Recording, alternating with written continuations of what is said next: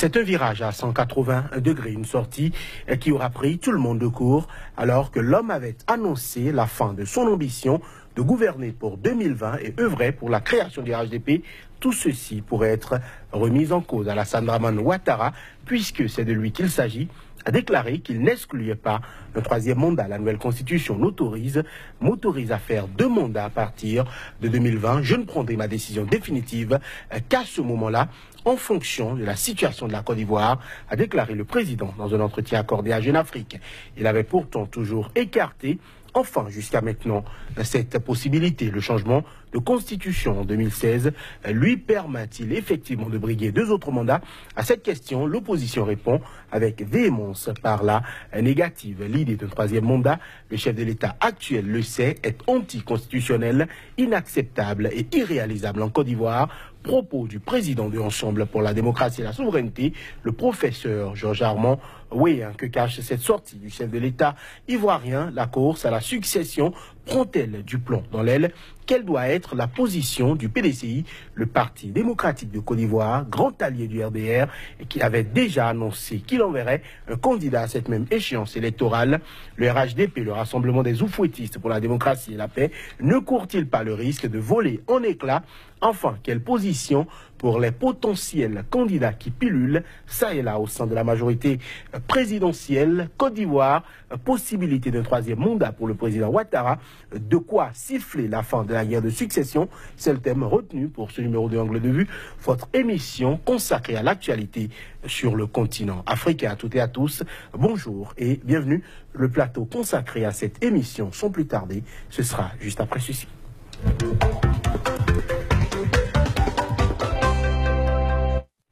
Et sur ce plateau, Joseph Arigny, bonjour. Bonjour.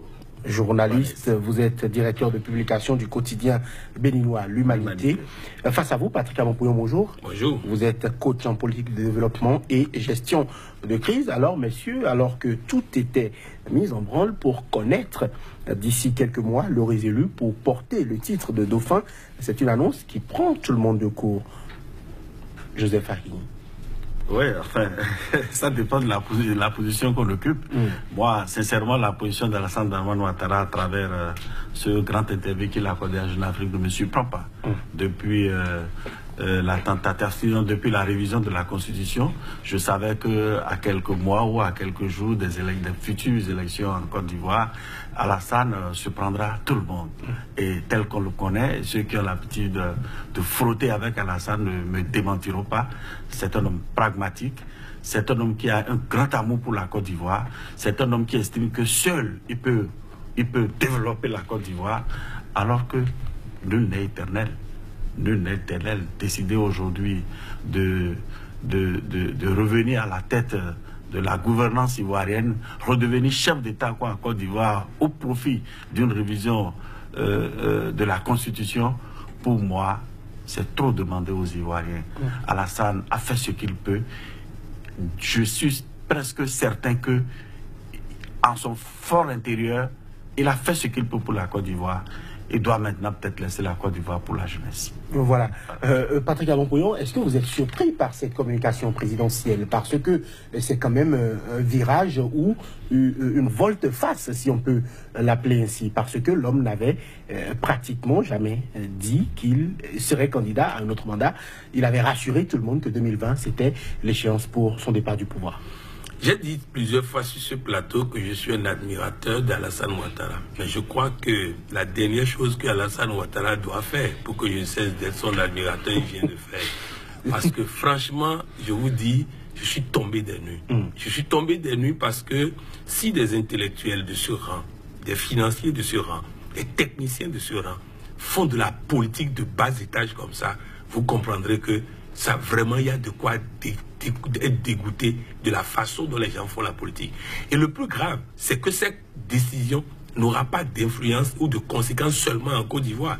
Vous allez voir que beaucoup de chefs d'État africains vont commencer par prétester de ce que Alassane a fait pour commencer par avoir des ambitions et des velléités. Je voudrais, vous voyez, le président Issoufou du Niger, un homme que je ne connais pas, autant qu'Alassane Ouattara.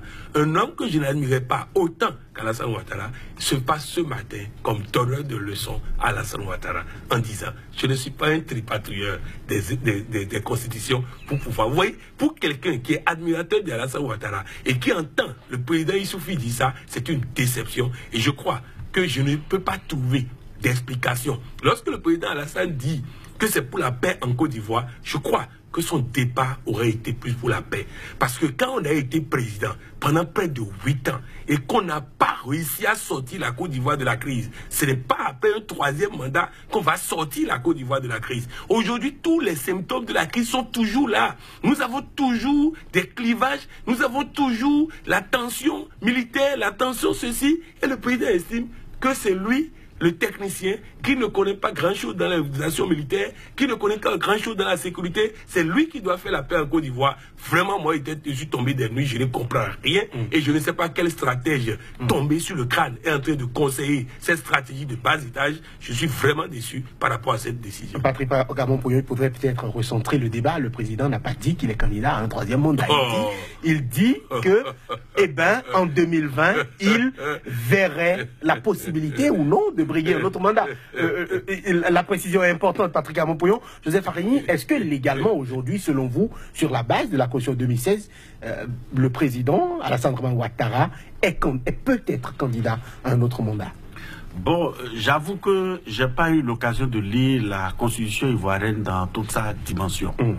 Mais je suis presque certain que, en revisant cette Constitution-là, qui avait déjà clarifié les choses au niveau de l'article 21, si Alassane dit aujourd'hui qu'en 2020, qu'il a la possibilité d'être candidat, alors qu'il avait déjà fini ces 2 mandats constitutionnels de 5 fois 2, 10 ans, cela veut dire que il y a certainement un article qui lui permet de revenir, de connaître un nouveau régime en Côte d'Ivoire. De remettre les compteurs à zéro. Voilà, de remettre les compteurs à zéro. Qui dit donc Nouvelle République, dit tout le monde repart. Nouveau président, c'est-à-dire on change les règles et on repart de nouveau. Voilà. Et là, ça lui donne la possibilité d'être président.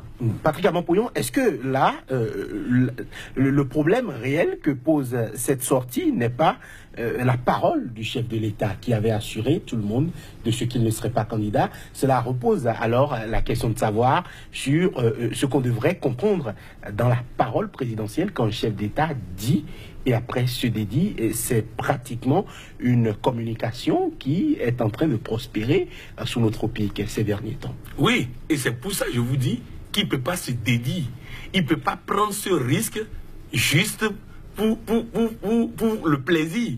Alassane nous est en train de vous dire « Je suis candidat aux prochaines élections ». S'il ne l'est pas, au finish, ce ne serait pas parce qu'il ne veut pas. Ce serait parce que les circonstances se sont corsées et l'ont convaincu de ne pas être candidat. Sinon, il est en train de vous dire « Je suis candidat ». Et aujourd'hui, nous comprenons beaucoup de choses. Parce que vous imaginez, on dit en 2020, il y aura un dauphin. Et personne n'est en train d'être promu. Personne n'est visible. On a envoyé le vice-président au placard, au garage. On a pris. Oui, c'est-à-dire, je crois qu'aujourd'hui, moi, je comprends mieux qu'en réalité, le président Alassane n'a pas changé aujourd'hui. Il avait son plan depuis, parce que la révision de la Constitution, que beaucoup sur ce plateau disaient, on ne comprend pas pourquoi, on ne comprend pas le besoin de réviser par un référendum et tout ça, alors qu'on aurait pu nettoyer seulement les articles d'ivoirité et autres là, et tout ça. Mais je crois qu'il y a un plan minutieusement élaboré par des stratèges de bas étage qui ont préparé tout ça, et nous sommes en train d'aller vers une situation qui vraiment n'est pas honorable pour le président Alassane Ouattara. Voilà, la stabilité, la paix passe avant tout, y compris avant mes principes. C'est la teneur de ces propos. J'ai envie de vous demander, la stabilité de la Côte d'Ivoire, est-ce que cette stabilité-là ne passe pas aussi par l'alternance au sommet de l'État en 2020? Mais véritablement, l'alternance est un élément qui émane même de la démocratie. Pour qu'un pays soit stable, il faudrait que au niveau de la tête de ce pays-là, qu'on ait de l'alternance régulière. Même au niveau de tout organisme, qu'il n'y a pas de changement, il n'y a pas d'évolution. Vous voyez, on a l'habitude de dire en philosophie que c'est le frottement qui appelle la vérité, c'est la contradiction qui apporte la vérité. Mais Alassane, après 10 ans, qu'est-ce qu'il peut encore donner pour ce qu'on est en train de voir de la Côte d'Ivoire? C'est vrai que sur les chaînes internationales, on apprend à travers les statistiques, la Côte d'Ivoire a un taux de croissance de 6%. Mais le taux de croissance de actuellement 6%, 8. Actuellement 8. Le taux de croissance de 8%. Mais le cacao en Côte d'Ivoire, qu'est-ce que ça devient? C'est pas la prospérité qu'on connaissait des populations ivoiriennes, des planteurs ivoiriens qu'on connaît aujourd'hui. Vendre son cacao aujourd'hui, c'est la croix et la bannière en Côte d'Ivoire. Le café, la Côte d'Ivoire est dégradée à la 3e place. Vous voyez, le palmier à huile, la Côte d'Ivoire, la concurrence de la Malaisie. Aujourd'hui, les firmes internationales ne veulent plus intégrer l'huile de palme dans le beurre, dans le chocolat, etc., etc. Alors, qu'est-ce que la Côte d'Ivoire gagne? Elle gagnerait beaucoup, certes, par rapport aux autres États qui l'entourent. Mais concrètement, à l'intérieur, qu'est-ce que les Ivoiriens gagnent? Ils gagnent rien. Ils gagnent rien en matière de développement. C'est vrai, on a construit des échangeurs, on a construit des routes, on a construit des autoroutes. Mais qu'est-ce que ça donne véritablement à la Côte d'Ivoire? Et si l'alternance doit permettre à ce qu'on change de point de vue, à ce qu'on change de vision, à ce qu'on change d'idéologie pour permettre à la Côte d'Ivoire d'aller à l'émergence que la classe politique actuelle souhaite, pourquoi ne pas le faire? Alassane Dramane Ouattara n'est pas le seul Ivoirien capable ou ayant le phénotype de pouvoir diriger la Côte d'Ivoire. Non, il faut faire 40 ans. On sait ce que ça a donné pour n'avoir pas préparé le Tofina. Alassane veut encore faire les mêmes choses qu'on fait et que demain des déçus du régime ivoirien, du régime d'Alassane Dramane Ouattara prennent encore des armes et jettent la population sur les voies, sur les routes, dans les forêts. C'est dommage. Voilà, ce n'est pas ce que nous souhaitons, c'est évident. Le président a longtemps écarté, on le sait, la possibilité, le timing de cette annonce. Patrick Armand-Pouillon, est-ce que ce timing-là ne devrait pas être lié avec la course à la succession qui, quoi qu'on dise, est en train d'envenimer un peu la situation politique en Côte d'Ivoire? Mais la course à la succession s'explique par le fait que les gens sentaient venir. Mais ils ne sentaient pas venir ça. Ils sentaient venir un candidat du RDR. Ils étaient loin d'imaginer que c'est lui-même qui veut venir. C'est de ça qu'il s'agit. C'est pourquoi vous allez voir que les chapelles sont sonnées. Même ceux qui ont parlé, ils ont du mal à être cohérents dans ce qu'ils ont dit. Ils sont sonnés parce qu'ils ont tout prévu sauf ça. Et je voudrais vous dire ceci. Nicéphore Soglo a pris le Bénin dans une situation chaotique. En 12 mois, il a ramené le Bénin du genou debout. En 12 mois. Mais qu'est-ce que Nicéphore Soglo a comme parcours qu'Alassane Ouattara n'a pas? Et on est à 8 ans. Sur le plan sécuritaire, on n'a pas décollé.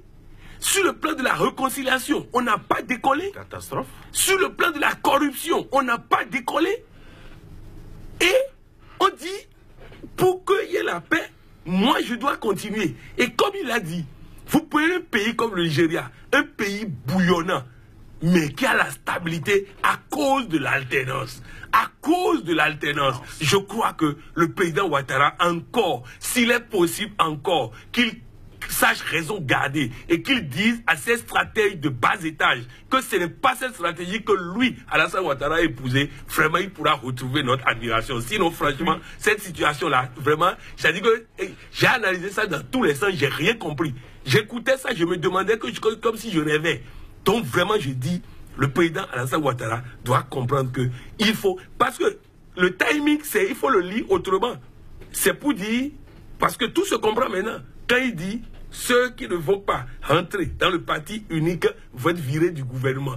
Donc, ceux qui ne vont pas venir soutenir ma candidature vont être virés du gouvernement. Et ça, au lieu de rassembler, le président Alassane veut diviser encore. Nous avons d'abord les pro-Gbagbo qu'on n'a pas pu gérer encore. On a Guillaume Soro qu'on n'est pas en train de bien gérer. On va avoir le Front PDCI. Vraiment, je ne sais pas si son objectif c'est de diviser, mais j'aurais voulu qu'il soit un président digne de celui dont ils disent qu'ils sont les héritiers, au Félix Houphouët-Boigny, qui avait la vision du rassemblement, la vision de la paix. Voilà. Il y a une autre lecture qu'il faut faire de cette démarche. Si jamais Alassane Dramane Ouattara venait à poser sa candidature, il y a une autre dimension, une autre lecture. L'autre lecture, c'est que de 90 à nos jours, les intellectuels africains ont mené un combat. Les intellectuels africains, les politiciens africains se sont battus pour enterrer le parti unique et faire ressurgir le multipartisme. Le couronnement, c'est Nelson Mandela à la tête de l'Afrique du Sud. Et donc tous les Africains, je le dis, donc toute l'humanité en est fière. Mandela, après 27 ans de prison, est venu, il a fait un mandat de 5 ans et il est reparti tranquillement dans sa tombe. Aujourd'hui, tous les pays limitrophes dans lesquels on a cultivé le sens de la démocratie, d'abord on a assoit la démocratie, et on a cultivé le sens démocratique dans la jeunesse, dans les politiciens, la nouvelle classe politique. La jeunesse aujourd'hui africaine, aujourd'hui, ne se ressent qu'à travers la démocratie, au point où nous qui étions à cheval entre, qui avons connu un peu le parti unique et la démocratie, nous nous disons, mais c'est une bonne chose que de permettre aux gens de parler, de permettre aux gens de se donner la chance de diriger aussi un pays. Mais que Alassane Dramane Ouattara, qui était nos références, qui est toujours une référence si jamais il ne pose pas sa candidature. Voir Alassane Dramane Ouattara dit qu'il sera candidat après avoir fini ses 2 mandats constitutionnels, c'est grave pour l'Afrique. C'est dangereux pour l'Afrique. Et beaucoup de chefs d'État africains qui sont au pouvoir vont s'éterniser au pouvoir. Regardez ce qui se passe au Congo-Brazzaville. Regardez ce qui se passe en RDC. Où un chef d'État peut tuer qui veut. Il n'a de compte à rendre à personne. La communauté internationale se tait et il continue depuis des années. Il n'y a pas de preuve que Laurent Désiré Kabila a tué quelqu'un. Ah ben dis donc, c'est comme si vous ne suivez pas l'actualité internationale. Joseph Kabila, il n'y a pas de preuve qu'il l'ait fait. Bon, il n'y a pas de preuve. Oui. Mais nous savons que ce sont des gens proches de lui. C'est l'armée proche de Joseph Kabila qui tue des militants de Étienne Tshisekedi, paix à son âme, même dans des églises. L'armée qui tue sur des marcheurs, l'armée qui tue sur des militants désignés, indiqués et connus. Les autorités vous diront qu'on avait besoin de sécurité et qu'aucune manifestation n'était